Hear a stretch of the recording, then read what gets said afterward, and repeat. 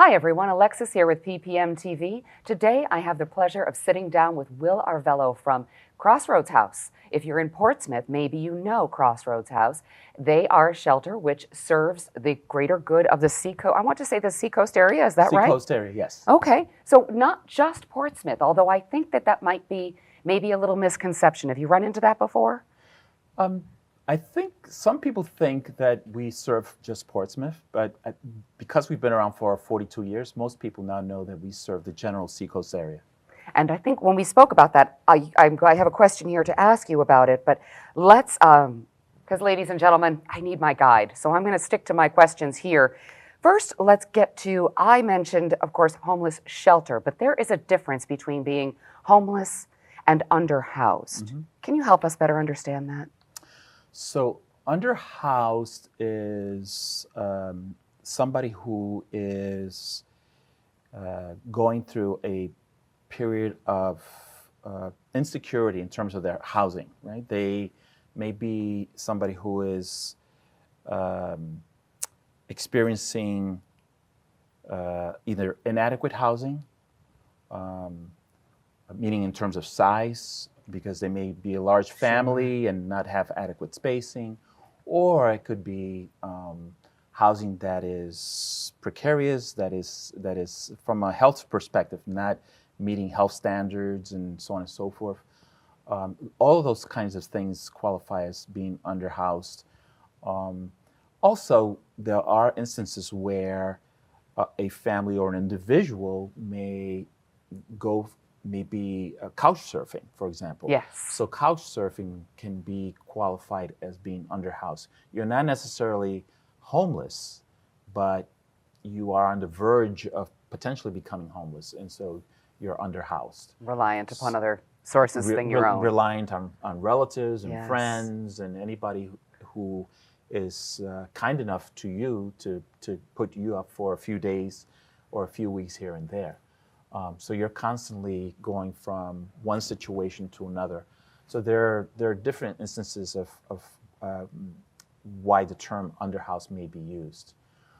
Most of the, and by the way, the folks that are underhoused are nationwide in the millions. I mean, there are my goodness, people who are on the precipice mm-hmm. of being homeless, and those are really underhoused individuals. So, and that really speaks to the fact that we have this problem of homelessness and unhoused is a big problem for the U.S., but certainly could be potentially a much larger in terms of its numbers if we really don't address the issue of affordable housing. Both here in New Hampshire and across the U.S. I mean, we're so backed up in terms of having both affordable and deeply affordable housing, or housing across the economic spectrum mm-hmm. For everyone to be able to afford. We just don't. Right now, we're catering to the market, which is anybody who can pay the high rents, and we're not really thinking about individuals on limited income that can't pay the $2,000, $3,000 a month rent. Which is very common Which here. is very common these days. Yes. And so the potential to for this to become much bigger is there if we don't address it. And now I have here to ask you about a little further down the line, but you mentioned affordable versus deeply affordable. So let's jump right to that. Can you further explain or better define what deeply affordable housing might be? So that will differ depending on who you talk to. Affordable housing these days is really, a 2-bedroom at $1,700 a month. That is affordable.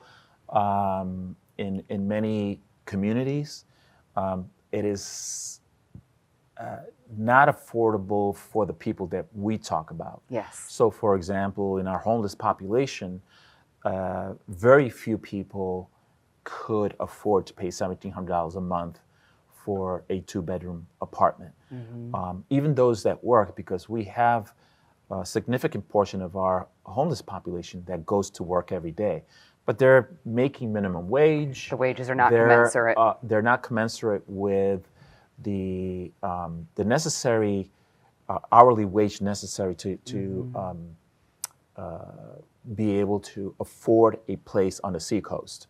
So MIT has a calculator, affordability calculator, and for the Seacoast, actually for all of New Hampshire, it's $25. You need to be making $25 an hour to afford a 1-bedroom apartment in New Hampshire. An individual, that's a single individual, not a family. So if you're a single individual, you should be making $25 an hour to be able to live in New Hampshire. That's not talking about the Seacoast. The Seacoast, as you know, is much more expensive than that. Much more, I'm sure. So somebody who's making minimum wage or even $15 an hour or even $20 an hour on the Seacoast, as an individual, has a really hard time to be able to afford that kind of a rent. Sure. And then transportation. And transportation and food. General and living utilities costs. It's a and lot. all of that. So it's really a lot. So deeply affordable is, at least what I'm thinking about when I think about deeply affordable, it's living space where an individual can pay $600-$700 a month. And we need that as well, because imagine if somebody's making $15 an hour, and like you said, you had to pay for all the living expenses. And your taxes taken out. And your taxes are taken out, and you have to pay for health care and so on and so forth. What you're left with in terms of your ability to pay rent is probably in that range of $600 to $700 a month. And we're just not building spaces for that kind of rent payment. But there are models out there that potentially could allow us to do this. One model is allowing developers to build a kind of, when you take your kid off to college and they go into the sort of the dormitory living. Space, and more you communal. have more communal, right? So they have their own room, Yes. but then they have a common living space with a kitchen and a living room and so forth. That is a model for how to allow adults to live in a community, which is really interesting, but also allow them to be able to afford at $500, $600, $700 to live on their own, have their own space, and this idea of community is really, I think, important also, because what happens with a lot of folks is that, particularly a lot of homeless folks, they are distanced from family. They don't have a lot of connections and friends in the community. So when we place them in housing, they have a hard time because then they become disconnected. They're on their own. Yes. And when they're at Crossroads House, they build community. They're talking to us. They're talking to their case manager. Always involved. They're talking to other residents, and that's really helpful in kind of that healing process. Yes. But then when they get placed in in their own house space, outside of Crossroads House, it becomes a bit of a challenge for them. And I'm sure it leads to a lot of loneliness. A lot of loneliness. And so this idea of communal living has some appeal to it. And from that perspective, but also from the affordability perspective. So that's one model I think that we should be looking at. And I know hopefully developers will pick up on. And I'm going to skip around here quite a bit. I know that I had a bit of an outline here, but I'd like to ask you now about, and jumping ahead into what incentives, are there incentives for developers to create deeply affordable housing? I know that of course, we're in a capitalist society, so a development company might look at that and say, well, what's in it for me? Yeah. How does it work for both parties? How does it work for the developer and then also for the community? And then, of course, I'd like to ask you, I know that when I said, what's the first thing that needs to change when we first sat down, you mentioned zoning is a big concern. So maybe you can expound upon what's in it for the developer, how do we entice them, and how do we affect zoning? Yeah. Boy, that's a lot to unpack. But I will say that in terms of developers, there is no way around incentivizing them. I mean, developers build housing because they want to make a profit. And there are some developers that have an altruistic mindset. They want to do the right thing. But those are, not to demonize the development community, but the people that are really interested in building affordable housing or deeply affordable housing are people who come already with a certain mindset.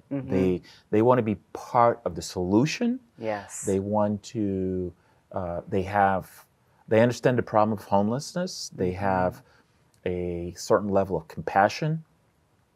And so they are still market driven, but they have all these other things coming from the inside. That really speaks to them. And so, but they, the funding stack in terms of how you make funding work to allow that to happen, that's still a problem in our communities. So how do we incentivize developers to come in and because they can't do it on their own. Right. They just don't have the ability to fund these community. projects and then take a loss on the other end. So it does take a community. It does take state and federal incentives to allow this to happen. And that's been a long time challenge for us. I mean, this is not a problem that just happened last year or the year before or through COVID. Housing shortage is something that's been going on for many years.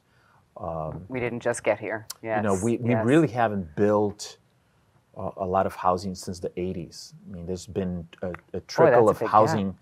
A trickle of housing being built for the marketplace, but not diverse housing, and certainly not enough housing. And so we find ourselves where we are today because we were not paying attention to this, and we just haven't, as a society, really figured out a way to incentivize this in a way that is appealing to developers, but also appealing to communities. So turning NIMBY into YIMBY. I mean, the whole NIMBY thing, not in my backyard, is prevalent across all communities. Yes. There are some communities like Dover who, and to some degree Portsmouth, and other municipalities that are really trying to deal with the whole issue of NIMBY and find a balance. Because one of the things we have to realize in our communities, we have to think about the economy. We're lucky to have a really diverse and healthy economy in New Hampshire. But the problem is that we have to be able to attract a workforce and retain Need that a place to workforce. live. So the folks that work in our restaurants and work in healthcare and uh, in in emergency services, do all the things that our communities need to thrive. If you don't provide a place for them to live, then then your community is gonna suffer in some way. And those are the folks that we certainly want to be able to house. Yes. And saying so the whole NIMBY thing is such a detriment to our ability to build housing for our workforce, our population that is necessary for us to have healthy, thriving communities. And are we going to be housing some of our homeless? Yes, hopefully most of our homeless, because they are part of the solution to our workforce as well. I'll go back to the point I made earlier. Most or many of our homeless get up every morning, they go to work, and that's important. I don't think that. Matt? Would it be incorrect of me to say that I don't think most people know that? I think people make assumptions Yes. about who the homeless are. I think there's unfortunate bias. Yes. And the one thing that people need to know about our homeless population is that it's a very diverse population, from families with young kids. At Crossroads House, we've even had newborns, and then the 20s and 30s and 40-somethings, all the way up to 80-somethings. And so we have our first-time homeless. A lot of times, particularly our elderly can be first-time homeless because they're on fixed incomes.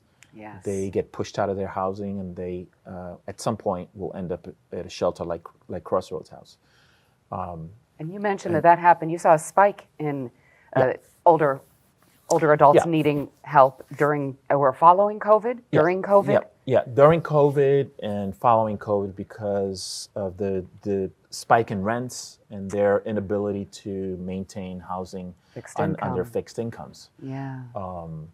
And so it's very diverse that way, and it's also one of the things that we're seeing particularly with our elder population, is that they now, of course, come with health issues, health challenges, mobility health, challenges, cognition, yes, and the ability to care for themselves, yes, autonomy, autonomy. So all those things impact our ability to deliver services. But that's our population, and so our population reflects our community. Yes. And so when we say not in my backyard, you're saying not in my backyard to your neighbors, your community. Yes. And that's something that is tragic. It's unfortunate. It needs to change. Now, we spoke a little bit about deeply affordable housing. Help me better understand the small homes, the tiny homes that are coming up. And I'd like to give a plug to your friends at Harmony Home for all of the amazing work that they're doing. Do you see these communities popping up more often? Not more often, maybe, but there seems to be a little bit of a surge. Yeah, I guess I think of this because we speak about the aging population, and that I can imagine that would be. Well, the older I get, the less I want another roommate. Yeah. So living in a communal atmosphere, I might be a little bit more resistant to that. Yeah. And the tiny home might seem appealing. Yeah.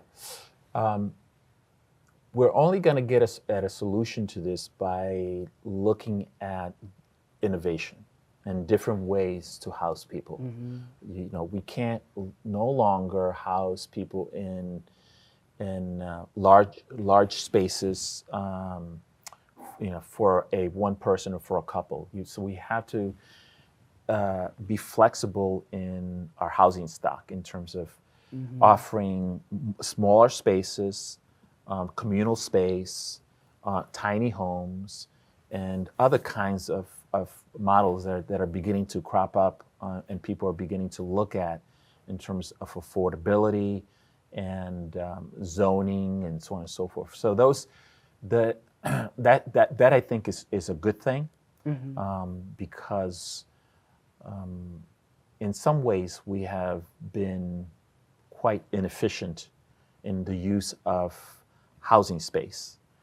So we need to create more communities like John and Maggie Randolph are doing in Dover with their tiny homes, which are smaller spaces. You know, they're individual little tiny homes, Yes. tiny houses that are built within a community. An uncommon drive. Yeah. Yep, they're right down the road from And our you know, neighborhood. they face a quad, so that they all have balconies, so that you know you can come out in the morning, drink your coffee, read your paper or whatever, Quality of life. and talk to your neighbor and build those relationships and have your kids play out on the grass. And it's a really interesting community, and I think it's been built intentionally, because you have retired folks, you have older folks, you have healthcare workers, you have emergency response folks, and everybody in between, and that makes for a really interesting, vibrant community, and they're able to do it in a very inexpensive way. It almost harkens back to a day and age when, well, you and I are old enough, or maybe young enough, to remember what it was like to run. You know, you'd be out until dark as a kid. You'd run from neighbor's house to neighbor's house, and no one thought anything of it. There was a sense of a neighborhood and community, and the neighbors knew who the kids were. And it sounds like this is not only making it affordable, but providing that, coming back to that, not just communal, but that there must be another word, that almost family touch. Yeah. You know, I know I've got a little porch. Everything happens in the center of my neighborhood. Yeah. Much more welcoming Yeah. than just some large apartment building where everybody goes in behind their door. Yeah. You lock your door for the night, and that's it. Yeah. Yes. So that's one model. And on the other side of the state, I have a good friend, Jack Franks, who runs a company called Arvelo, who builds pre-manufactured housing, but you know, building blocks. So basically, he puts up a building with multiple units, but it's all prefabricated. And it's Clever idea. It's inexpensive to build, and it's very energy efficient.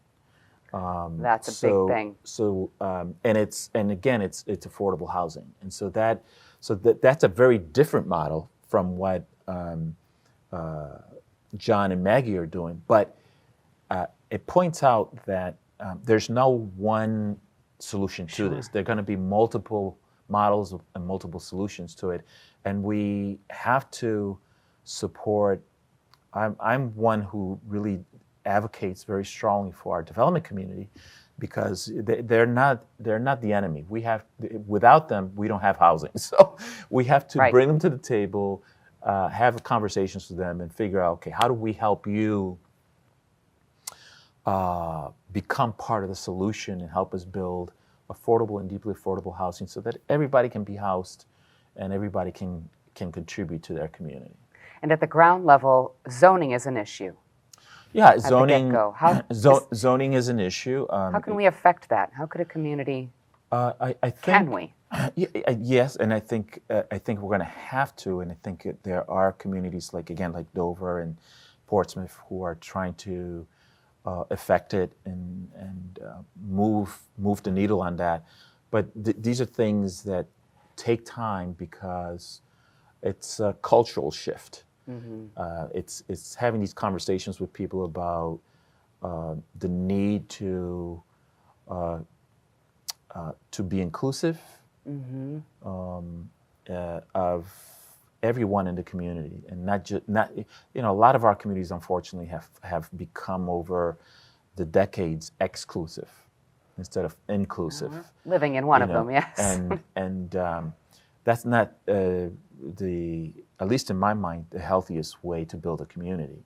So it's having these conversations with the zoning boards and the planning boards and the town councils and the citizens of those communities, to say we're really painting ourselves into a corner by not allowing um, uh, us to be more inclusive, build more affordable housing, allowing younger families to come into our communities. You know, the whole idea of how do you maintain a community if you're not inviting younger families and younger people into your community? Right. How do you allow that community to continue to thrive? Yes. You know, in some ways, Multi-generational. multi-generational. Support your supporters, Yeah, the people there's- who are at the right, ground level, that's the making tax, the future tax base. yes, So, yes. um, The people who that- are in the background spinning the wheels and turning the levers for healthcare and exactly. you know, working Yeah. in these businesses that we all rely upon. As we age, you know, who are going to be the people that are going to take care of us? Yes. If we don't provide for them, Right. then they're not going to be there for that. So I think we're short-sighted in our thinking. We don't take the long-term view in terms of what makes up a holistic community. What are the needs within that community? You know, one prime example being, how do we provide for all of those people that are necessary to make our community thrive? So the restaurant workers, the health workers, the emergency services workers, the people who are going to take care of us when we get older. Yes. All those things Our are daily really needs. Take care of our daily needs. We need them in our communities. If we don't provide for their ability to live in our communities and to thrive, then our communities are going to shrivel up. And the cost of transportation and commuting isn't going anywhere. Right. So if we need to Right. house them where they live. Right. Everyone And you wants know, to I live think wherever they work. in terms of advocacy, we need to continue to do advocacy with the state, with the legislature, on the local level, with municipalities. So all of that needs to continue to happen because, again, this is not going to happen overnight. I wish it would, Snap your but fingers. you know, you have to deal with the zoning issues. You have to deal with the developer issue and the challenges there, and the funding that's required to build housing. So it's quite a complex problem that's going to take a significant amount of time. The New Hampshire Housing Finance Authority says that we are behind right now 23,500 units. Oof. By 2030, we'll be Wow. behind by 60,000. By 2040, we'll be behind by 90,000. Oh, So my if we don't goodness. continue to make progress, we will continue to be behind. And that doesn't solve our problem. On the other hand, and you know, in some, I view this as positive, is that we also are seeing our population grow as a state, which is unique to New England because New England states are seeing a loss of population, but New Hampshire is seeing a net gain in population. And Must be that tax-free living. it's that, I think, you know, it's the quality of life. Yes. It's the fact that we have diverse economy, and I think the state has done a good job at recruiting businesses to come here. But businesses require workforce. So we need to continue to support that, grow that, and that requires more housing. So speaking of housing, we're going to go to break here in just a moment, ladies and gentlemen. We'll give everybody here a chance to take a breath and have a sip of water. But there is something that residents can do. There is a way that you can contribute. Now, this may not be fitting for all, but if you didn't know this was an idea, this is a way that you might be able to step in. Now, Will, I'm looking for ADU. Tell me define ADU for me and how that might apply to people in our community and how they could help. Yeah, accessory dwelling unit. Yes. And that's something that does exist in New Hampshire.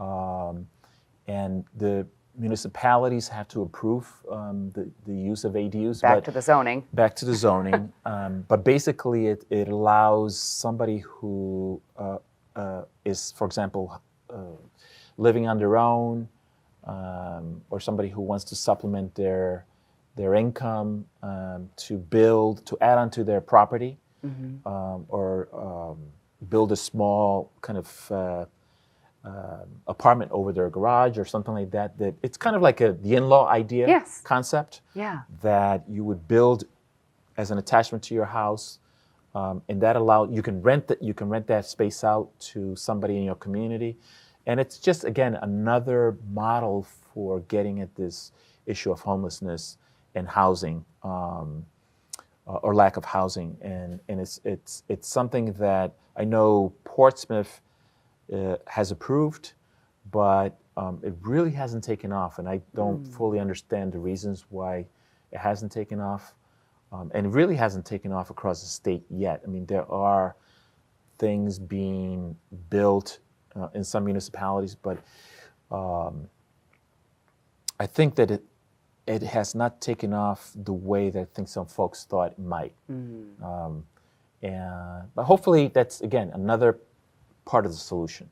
Well, hopefully, if we're getting the word out, maybe we spark someone's interest. Yeah. Just quickly, how would someone begin that process? Is that just a personal construction project, or would they need some sort of approval? Yeah, they would have to go through their municipality Okay. and get approval to do something like that. So that might be as simple as starting with a call to City Hall Yes. and remembering ADU, and then Yeah. they would walk you through all of the I'm sure all of the paperwork and the 85 steps to get Yep. everything approved. But that is something that people could do, and what a great way. Talk about community supporting community. And the great thing about accessory dwelling units is that it minimizes the cost. So you can put something on your property for $150,000, and that's over time that will pay for itself. So, That makes sense. That makes sense, and that truly fosters community. Yeah. And giving a person a place that they can call their own. Yeah.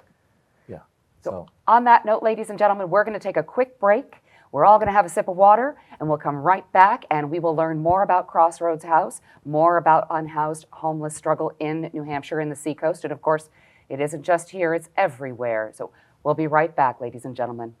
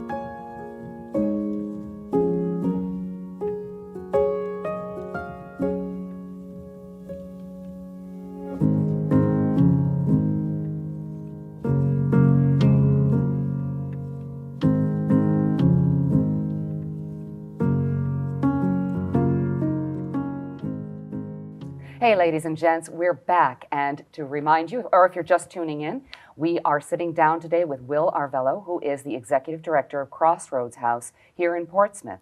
And I'd like to remind everyone, while it is here in Portsmouth, you do serve the Seacoast. So we're going to learn a little bit about what it's like.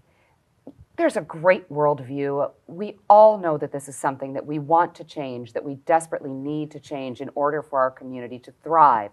There's a big difference between surviving and thriving, and it truly takes us linking arms to make that happen. A rising tide raises all boats. But it does affect people at a very individual, personal level. So what is that experience like? So when someone walks into the front desk, Will, what happens? Where does it start?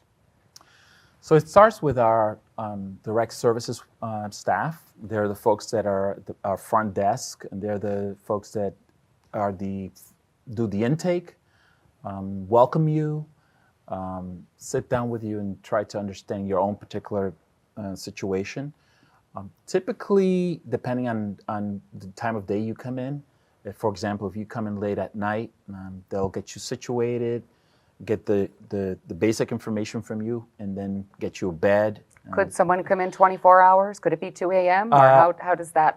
It can be. Okay. It can be.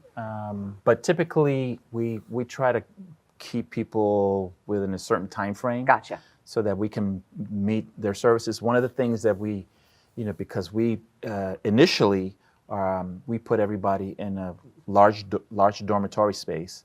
So we during the night, if we're taking somebody in, we want to minimize the disturbance to other individuals. Ripple. Yeah, the ripple effect. So we. I'm sorry, you were saying you get them a bed. We get them. Questions just pop up. We get them a bed and we get them situated. And then over the next few days, we better understand their situation. We get them a case manager. Every one of our residents has case management. Oh, wonderful. And that case manager will start to work with the family or the individual to understand their situation, what their goals are, what their needs are, get them connected to community services. So we do a lot of work with Families First, which is our community healthcare nonprofit, and they come in on a weekly basis to serve our residents. We also do some work with Volunteers in Medicine, which is another healthcare service organization. And if I remember correctly, just to be sure that I have this right, Volunteers in Medicines, they're a mobile unit. They're kind of roving, mobile type of an organization. And then we also use Seacoast Mental Health. We use the municipal welfare offices. We use, at the state level, we use the Department of Health and Human Services, and through them, DCYF, Division of Children, Youth, and Families, because we have a lot of children and they need to be connected to those services. We work with the school systems to get children to school and maintain that connectivity. So there's a lot of different kinds of services that we're kind of the conduit. People come to us. Sounds like it. People come to us. Every situation is different. Every story is different. So again, we meet people where they are. I love that phrase. We don't try to make them fit into a square box. Every situation is different, and that's important for us to understand and to let the public know. And so somebody may come to us for a night. That's all they need. And then somebody may be with us 3 months, 6 months, a year. And it's interesting, we don't want people staying with us a long period of time. We want them to come, get stabilized, connect, help them mobilize. connect with their services, and get them out, right, and get them rehoused. Independent. But we find that the sweet spot for us, if somebody stays, let's say 90 days or a little longer, then that person or that family, the likelihood that they will do better in housing goes up astronomically. Why? Because they have received all these services. Yes. They support. They go through some training. So, for example, one of the classes that we have is it's called. It's basically a course that teaches you how to work with landlords, how to be a good tenant. I remember you. I have a question to ask you about that, so I'll just let you elaborate. We'll elaborate now. Yeah, because not everybody, some folks have been unhoused for quite a long time, and the system may have changed. And they may have gotten out of habit of how to be a good tenant.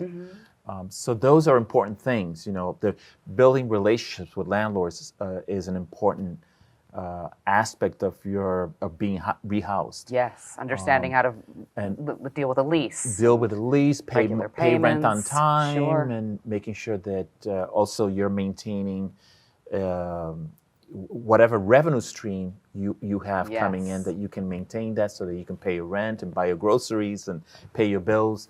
All of those things we take for granted. We do. In some cases, because of mental health issues, substance abuse issues, or because you've been unhoused for a long time, those kinds of things can be a challenge. Yes. And so one of the things that we do in terms of our case management is we follow that once that person is rehoused, we also stay with them as long as they need us. So we follow them into the community. No expiration. No expiration. As long as they need us, we will stay with them and help them through that process of getting back into the community, getting connected to services, maintaining those connections. And if little things prop up along the way in terms of challenges, we're there to catch them. Yes. And so amazing. it's it's a hand up. It's taking care of our brothers and sisters. And the way I view it, anyways, is this is a human person. Yes. What a novel idea, Will. Or a human family. Yes. They're going through a challenge at this point in their lives. Yes. Which we could all be. At any moment. And I understand, and I'm sure you could speak more to this, but that the average person is one paycheck away. One paycheck away from a crisis that could lead them to homelessness. And so we take that very seriously. We reflect on it. We think about it every day. And understand that this is a transition. This is a transitory period in their life, and it doesn't define them. So we don't judge, we don't define. We meet with them where they are, and help them, hopefully, to get back to a place where they can continue on with their lives. And I will tell you that those folks that stay with us longer and go through these trainings, whether it's financial literacy or how to be a good tenant, the recidivism rate for them is extremely low. That's wonderful. So the success rate is usually anywhere from 95 to 97 to 98%. Wow. On a year-to-year basis. Wow. And that's working. Incredible. That's extraordinary. That's extraordinary. But that model of welcoming, providing community, and providing case management, and then follow-up services, it works. It works. So it works. That's one of the reasons why Crosso's House, I'm not boasting, but we're probably the best shelter in the state. Success, because it's of not that, easy. Because of that model that we have, and the great staff that we have that really believe in the mission and deliver on the mission is important as well. We need to hire, onboard people that get it. It's a special person that welcomes someone at the front desk. It's a special person. You need to have compassion, empathy. You need to have empathy. You shouldn't be judging, and a warm smile makes a big difference. Smile. I would imagine that we all walk up to some sort of.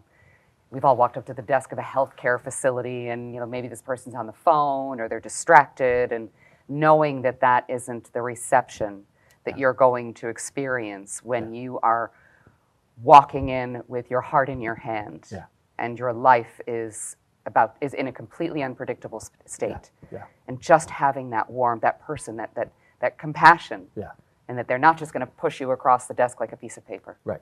Yeah, that's special. important. That's a special team you have. Yeah, and then if you call, you're not going to get a phone tree. You're going to get an actual person who's going to speak to you. And a lot of times we have wait lists all the time. I'm sure. And one of the programs that we're trying to institute now is diversion program, meaning that we want to have the ability to work with the people on the wait list to see how we can find other housing options for them. So, for wonderful. example, they may have a relative that they might be able to stay for a few weeks. Sure. Those kinds of things. A lot of times, people are not exploring those options, but we feel that because we've always had wait lists. Sometimes they can be very long. I'm sure.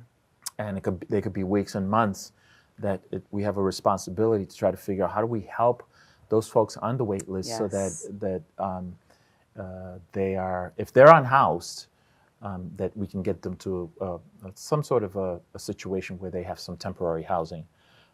And then if they need to come to us, they can come to us. But it's really trying to manage that wait list. They're not just knocking on a closed door over and over. Right. So you're reaching out. If we don't have the beds, we're trying to be helpful in some way.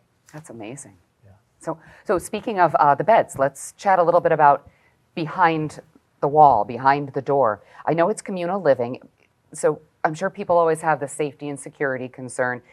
How does it work? You have men's dorms, you have a women's dorm, and I assume maybe a family dorm? Can you paint a picture of what we would expect? So it's just like you explained it. We have what's called a phase 1 for men and women, and then we have a separate family shelter. When somebody comes in on the intake, through the intake process, they get a set of rules and regulations that they have to abide by. Mm-hmm. They have to sign off that they understand the rules and regulations. So we're I want to say we're strict because we're a low barrier shelter, meaning that we work with the state and we receive some funding through the state. So we have to take people in that other shelters might not take in. Mm-hmm. For example, if you're using alcohol or some sort of drug, as long as you don't use on premises, you can be at Crossroads House, but you can't use on premises. Mm-hmm. Other shelters would have a hard line. May not take individuals that are using, so that's important. And so everybody understands the rules and regulations. There are consequences if you break those rules, depending on the severity. For example, violence against staff and other residents is not tolerated. Theft, those kinds of things, you know. Mm-hmm. So you want to protect your staff, you want to protect your residents, because we're a congregate setting. Mm-hmm. So if we protect the community, we have to protect the community, mm-hmm. and we're very vigilant in that. So our staff is trained they do the rounds. I would imagine you have to be. We have cameras all over the campus, both internally and externally. So we're trained to always be, if we hear something, our ears prick up and okay, what's that all about? Yeah. Same thing visually, and then the cameras assist us, and so we have walkie-talkies. We're in constant communication. You're fostering a secure environment, and it's a real balance, because we don't want it to be seem like a prison. Sure. Mm-hmm. People come and go during the day. We shut down our dormitories at 10 a.m. We close them off unless you're sick. Sure. Then you're allowed to stay in bed. But typically, we ask people to exit, mm-hmm. go about their business, and then they're allowed back in at 3 o'clock. And then I imagine you have there must be an hour at the night maybe where everyone's it's expected that you're back in the dorm? Yes. Yep. Yeah. So typically that's around we open the dorms back at 3 o'clock, and you should be in by, I believe it's 9 or 10 o'clock. It's kind of the curfew. That makes sense. Yeah. And so then some people work overnight. Oh, sure. So, you run into that, of course. So we do. But typically we know who they are. They have to get approval through their case manager that they're going to be out. So there's that understanding. Some flexibility there on an individual basis. On an individual basis, mm-hmm. and then if they need us to save them a meal, we'll save them a meal. So when they come back, they have something to eat. We have a cafeteria. I was just about to ask. I know when it comes to meals, laundry, you even offer some personal storage where people can keep their things, which is huge. So we offer. People are kind of on their own for breakfast, but we provide the food, cereal and milk and those kinds of things. Then for lunch, typically, again, there is food there for them to grab. Sometimes it's sandwich, sometimes it's pizza, sometimes we have a huge number of volunteers that come and cook dinner and serve dinner, and That's wonderful. Donate food. So we're blessed in that way. And it sounds like there's probably a little bit of flexibility. It's not a hard set meal time where everyone must eat within the same 30-minute period. Yeah, Sounds no, like there is. There is a set. Oh, there is a okay. set time because we have families, and so sure. we have families and children. So Yep. they eat first. Then we have the adults that come in after. So there are set times where they come What's in. available. Yeah. Yep. And then our volunteers come in. They cook and they serve the food. So there is a set schedule. So you have about 3 meals a day you're offering on average. That's great. On average. But again, if they're not set meals, Sure. like, except for dinner is pretty much set. The others are kind of come and go. Yeah, I guess that was what I was imagining. Is Yeah. that it does sound like there's some flexibility there. Somebody could grab a sandwich and go. Yeah. Not everyone has Yeah. to sit down together No. per se. You No, can no, no. live your own life. You can live your own life. Yeah, Yeah. we're not that stringent. We don't require you. We don't require everybody to sit down in the Yeah. cafeteria. During. And I'm sure it's different everywhere you go, but it's clear that independence and autonomy are Yeah. critical Yeah. to progress. Period. Yeah. How do you help someone improve as a person if they don't have choice? Right. So a couple of the other support systems, I'm sure that there would be access to making phone calls. Yeah. Maybe an internet service. We have internet. We have computers for them to access if they need to work with their other social service nonprofits, whether it's mental health or a drug misuse program, whatever it is. There's ways for them to connect through computers and through phones. We also, in terms of transportation, Coast Bus is right outside. That was my next question. So I know you have Coast and even Lyft. And even Lyft, Uber, they come and take people to their individual appointments. We have school buses that come and pick up the kids and take them to their municipal school systems. And the other thing that we do is for those folks that are with us for a longer period of time and want to work on getting rehoused and employed and all those kinds of things, we have so what I was describing was phase one. That's the large dorm. The welcoming, settling in. Yeah, settling in. That's typically about 20 people that live in those large dorms. And then we have phase two, which is a smaller group living, typically 5, 6 per common area. They have their own individual room, and then they have a kitchen and a living room, and that gives them their own space of privacy, and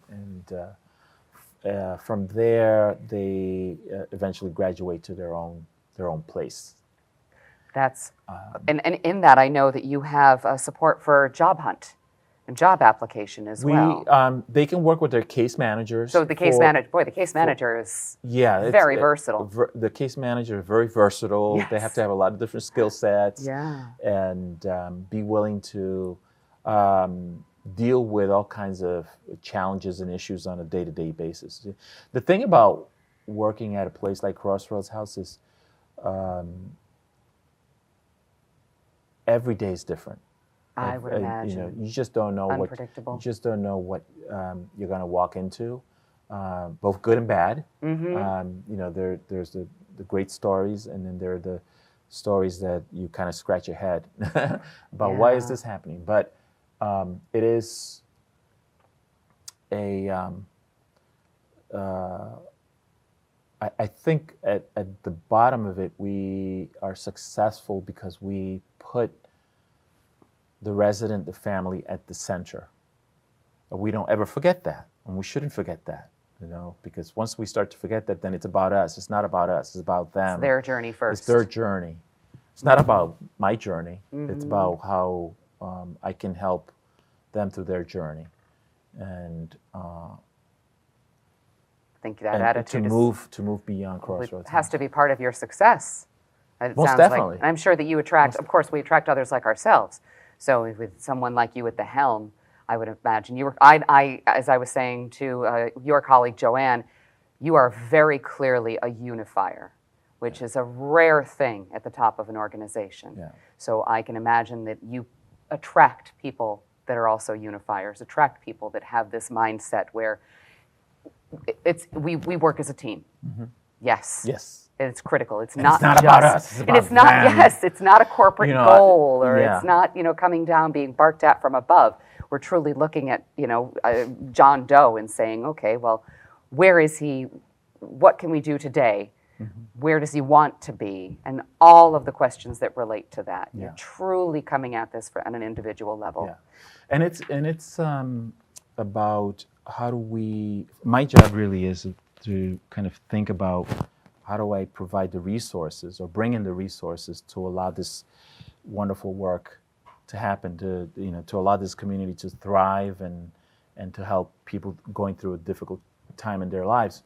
And I would say that in some ways we're very lucky and fortunate to be where we are on the Seacoast in Portsmouth, and have the support that we have. Yes. I often wonder, would we be the Crossroads House that we are if we were in another municipality, another place that's not the Seacoast? Because despite the many challenges that we have, and we talked about housing being one of them, people are so giving. And that's what keeps us going, but it keeps a lot of other nonprofits going. I mean, we have a slew of nonprofits, all of which are dependent on the same donor, Right. That same donor is donating to Crossroads House and That Gather is so true. and Chase Home and Haven. I mean, on and on and on. It's so I think that's the blessing that we have, and that allows us to continue to meet our mission. So now you spoke about phase 2. Is there a technical third phase? So the first phase, of course, getting people coming in, having a need, you're addressing their immediate concerns, you're giving them a place, you're giving them the obvious necessary resources. Phase 2 is more of a learning phase. And then I imagine, and fill in the gaps for me here, that a third and hopefully final phase is true acclimation. And that's where your long-term support systems come in. Yes, it is. So you help them into housing. We don't call it the third phase, but you can think of it that way, and that is when our case managers work to get the residents back into the community and rehoused and connected to the broader community, the broader social services ecosystem, and maintaining that long-term connection to them. So that, in a sense, is the third phase. And you have, Joanne shared that you have had the recidivism rate for the last year has been minimal at best. It's been minimal, but it's always in the high 90s. Process works. Because the model works, the process works. Yeah. And then, going back to your question and comments about allowing people to better understand the work that we do, that it's not just, we're a shelter, but what does that mean? In our case, that means that we're complex. We welcome, we create community, we support, we educate, we do case management, we stay with people over the long term. And so it's not just a bed and a meal. I mean, like in the old concept of what a shelter was. Right. We have this sort of industrial revolution image of it. We're much more complex than that. And that's one of the misconceptions, I think, that we need to continue to break and to educate people about, that their investment in Crossroads House is so meaningful because they are helping us do work in much more complex ways, because humans are complex, and so it does take a village, and we're a village. It really does. of helpers and supporters to get people to a place of stability and thriving. And so providing a meal and a bed is fine at a certain level, but it's not necessarily the solution to the challenges and the complex issues that human beings go through on a day-to-day basis. I can see that being it meets an immediate need, Yes. but it doesn't actually help. It doesn't help growth. Right. Yes, Exactly. you're sort of it's a net to catch. It catches, but it doesn't. Yeah. Your goal is not just to provide that warm meal and that bed and make sure that they have a place for the night, but that you are it's transition. Yeah. True. So back to which I neglected to ask because I do want our viewers to know. When I mentioned earlier, there is a little bit of personal storage. So you don't have to walk into Crossroads House and feel that you have to cast everything you own off into the universe. You can bring some of your more important things, the things that are dear to you, sure. and you have a safe space for those to stay with you. So when they come in, we give them 3 bins. That's a lot. And they store their bins with their things under their bed. And that's always a balancing act. It's a challenge because we have people that come in with a lot. Oh, sure. And it's very difficult to get them to depart with apart with certain things. So it's a constant conversation between direct care staff and case managers and residents as to because one of the funny things is that when they stay for some time, they begin to accumulate things also. They'll Naturally. go off and they'll buy things. The catch-22. And so it can get out of hand. And so we always have to manage that. But yes, they are able to, they do have some storage space. And then, downstairs, for example, in the cafeteria, there are also lockers that they can have and put their own individual food. Oh, that's wonderful. So yeah. Oh, that is so nice. And with the families, each family has their own refrigerator. And really, we went to that because one of the things that was happening, if you have well, you can imagine. It's like being in an office. If you have 4 families, somebody's going to take your lunch. Yeah, and one refrigerator, that doesn't work very well. It's inevitable. Yeah. Oh, that's wonderful. So each family gets their refrigerator. And then lastly, for individual care and responsibility, I'm sure laundry would be something that if I were in the situation where I had everything on my back, what do I do? So I understand you do provide laundry care services for, say, the bedding. Yeah, so we have washer dry in every dorm space. Oh, great. And that is for personal washing, your clothes and so forth. For the bedding and the towels, then we do have an industrial laundry down in the basement, and typically that is one of our residents will manage that. Oh, and perfect. They do the laundry on a day-to-day basis. And as you can imagine, there's a lot of bedding that has to be done. Sure. And so it's a great service, and we are thankful that we typically can find a resident to do that work. That's even more, again, tightening the community. Yeah. Yes. Yeah. And in terms of residents volunteering to do work, that's kind of a hit-miss situation. Sure. If a resident has a specific skill and they're with us for a longer period of time, and they say, I want to help, then we will find something for them to do. Perfect. Whether it's laundry or painting or cleaning, there's always, or landscaping. There's always something to do around the shelter. So that's also like any home, constant maintenance. Constant maintenance. Constant Oh my God, yes. I'm sure on a grand scale. On a grand scale. So, Will, we've covered so much today. Is there anything I could have asked you about or should have asked you about that you would like to share with our audience that maybe we didn't touch upon? Well, I think that the audience needs to understand that we're not a static organization, that we're an evolving organization. We're constantly asking, how can we do things better? How can we connect with our community in better ways? So that's always going to be happening. And You're growing along with your we're, residents. we're growing along with our residents. We're challenging ourselves. The residents change over time. As we said, we're talking about the demographics and how demographics change, but also how the needs of the individual change. One question that I reflect on is, if we went back to when Crossroads House was founded in 1982, would we build it the same way?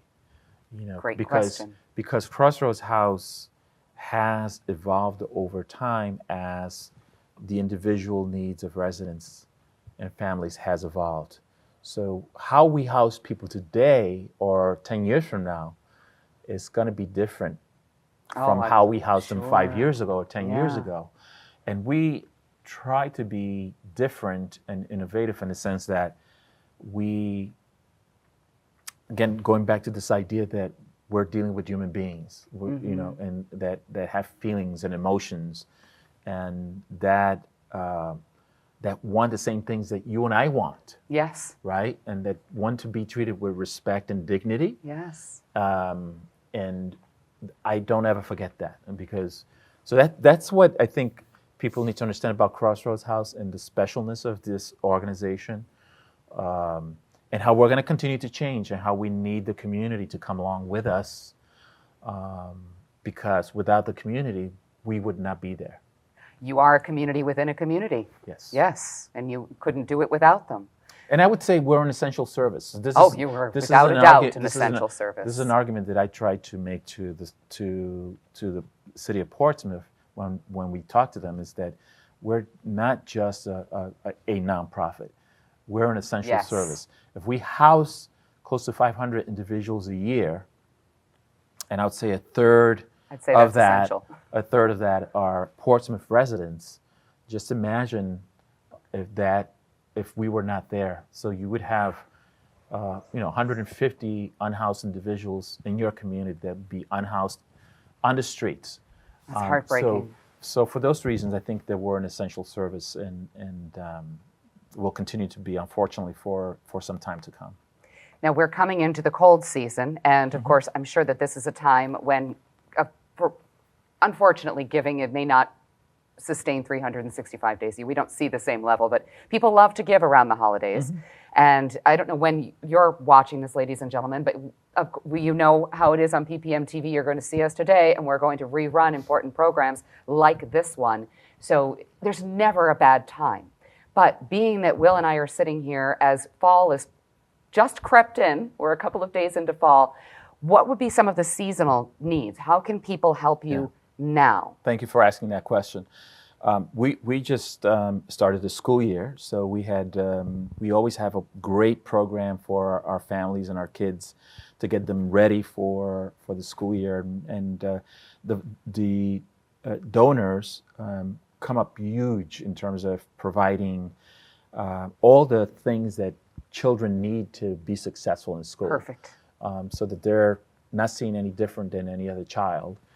So we, at that time of year, we get a ton of donations from the community, from backpacks to notebooks to pencils to all kinds of things, which is wonderful. And then now going into the holiday season for Thanksgiving, there's a big push for us to get residents to their families and celebrating and so forth. So that's always good. We do a meal at Crossroads House also for the residents that don't have family or can't be with family. That's wonderful. So we get a lot of donations from the community as well. And then for Christmas really is the big event at Crossroads House. And we try to make it really festive and comfortable and happy for all of our residents, but particularly families and children. So can people just drop items off with you at the front desk? Is there a process that's better? There is a Okay, process. because I'm sure we could put a call out to the world, and who knows, somebody could back up a truck. There is a process. So maybe calling and, ahead. There is a process in terms of understanding what, for example, children and families want. Yes. So there's a list. Oh, great, which is on your website, I'm sure. Yeah, I believe it is. And or they can at least call. And of course, ladies and gentlemen, before I forget, because we are coming to a close on our interview and our time with Will today, we're going to put everything up on screen. We're going to get you the phone numbers. We're going to get you the website. We're going to share some statistics with you. So by all means, just give us a couple of minutes and we'll get all of that information to you. Yeah. And if you do want to stop in, I'm sure that you can also maybe stop in and take a quick tour. Yeah, so we always welcome people to come Great. and do a tour. For those of you that might be interested, I hope some of you are. If this coming Saturday, we have an open house / block party on our campus, and that's open to the public. So if you really want to get a tour or just hang out with us, maybe have a conversation with one of our residents and better understand their story, if they're willing to share with you, please come by this Saturday, September 28th from 2 to 5. We're going to be doing tours from 1 to 2, but you can drop by for the whole time, or you can just drop by for 15 minutes or half an hour. Be with us, have some hot dogs and burgers and cotton candy, and I don't know what else we're going to be serving up, but it'll be a very music and fun. Oh, we're going to have it's outdoors. We're going to have wonderful music. Joanne, what's the Wheel of Awesome? Wheel of Awesome, yes. The best of the wheels. Wheel of Awesome. So that'll be great for us and very festive, and we're going to have yard games, and so. I hope that some of your listeners or viewers will be. I hope so. I hope join. we're not getting it to you on too short a notice. But now that we have had a chance to sit down with Will, he and I have had this great conversation about the things and the events that we're going to promote through PPM TV. So stay tuned, because you're going to see, as you're watching throughout the day, or maybe you're a night owl, you're going to see the promotions for the various events, the fun things that they have coming up through the holidays and throughout the year. So, Will, thank you so much for spending all of this time with us today. I think that this is so valuable. You can plug anything you want. So the other event that's coming up soon is we have a really wonderful partnership with Jimmy's Jazz and Blues Club. And yearly we put on a musical show. One of our board members has very strong connections to the music industry. So on October 9th, which is a Wednesday evening, Lawrence Juber, who was the lead guitarist for Wings and Paul McCartney, will be with us to do a fundraiser for Crossroads House. And he's gonna bring his band from California. Whew. And they're going to be doing a tribute to John Lennon.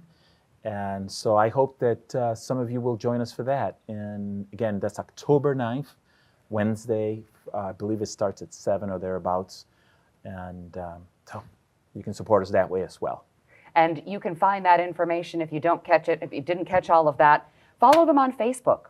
Type in Crossroads House on Facebook. Everything you want will come. All of these wonderful events will pop up there as well. You don't have to wait for it just to come up on PPM TV, but we'll bring it to you too. So thank you so much, ladies and gentlemen, for tuning in today, for supporting cable access, for supporting public television, and in doing so, supporting Crossroads House, and through all of that, supporting the community around us. As I like to say, it's because you're out there that we're in here. Thank you so much for spending the time today, Will. Thank you, Alexis. Bye, everyone. We'll see you in the next round.